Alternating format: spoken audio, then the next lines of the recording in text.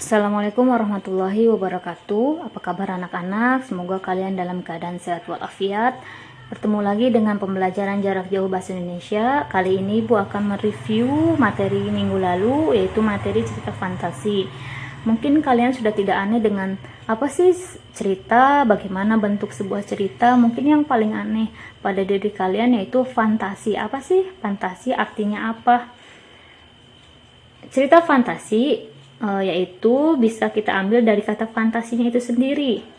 Arti dari fantasi itu hayalan atau imajinasi. Jadi bisa disimpulkan bahwa cerita fantasi yaitu cerita yang berasal dari hayalan seseorang, atau cerita fantasi yang berasal dari hayalan si penulisnya.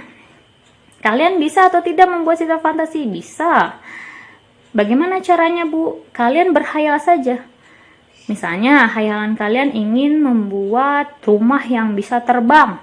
Itu bisa dijadikan sebuah cerita fantasi karena itu berasal dari hayalan kalian sendiri. Jadi, setiap orang bisa membuat cerita fantasinya sendiri-sendiri.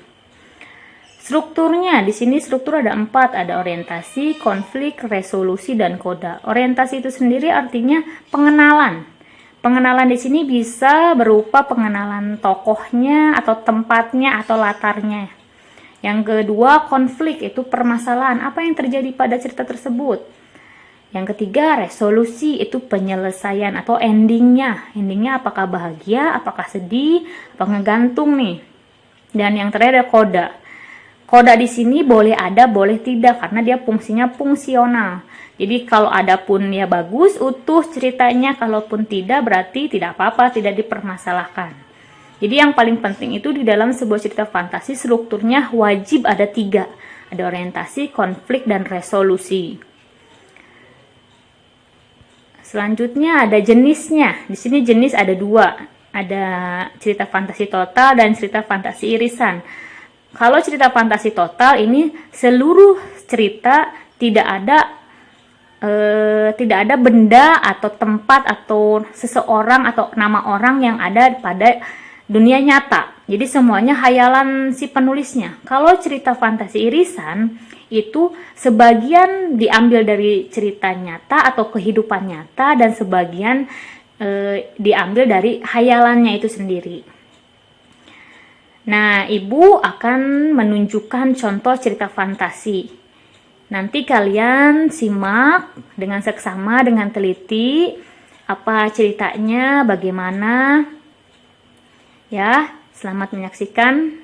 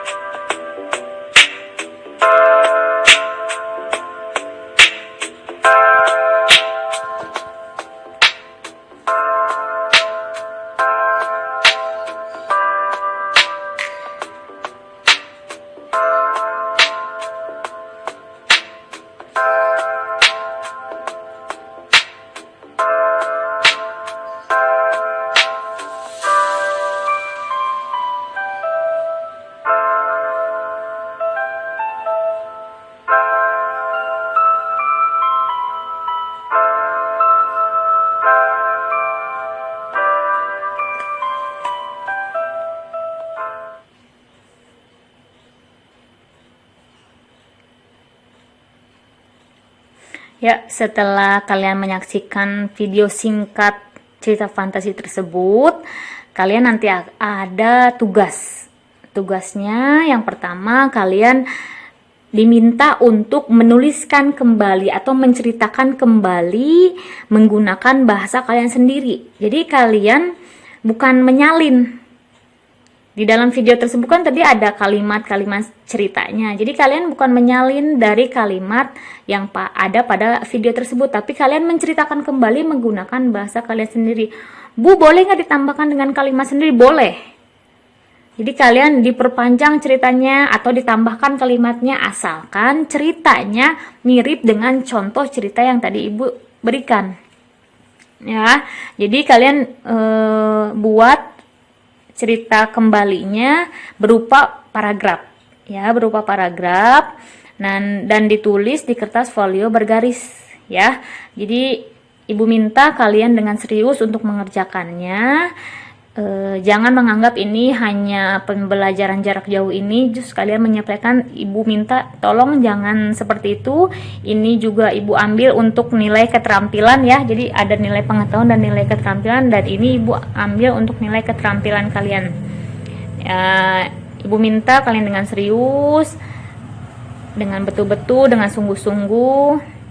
Terima kasih untuk perhatiannya. Mohon maaf jika ada kesalahan dari kata-kata Ibu. Semoga pembelajaran kali ini ada manfaatnya bagi kalian dan bagi Ibu juga. Semoga kalian selalu berpikir positif bahwa kalian selalu bisa. Jangan berpikir negatif bahwa saya tidak bisa, tidak boleh seperti itu. Ya, selamat mengerjakan. Terima kasih. Wassalamualaikum warahmatullahi wabarakatuh.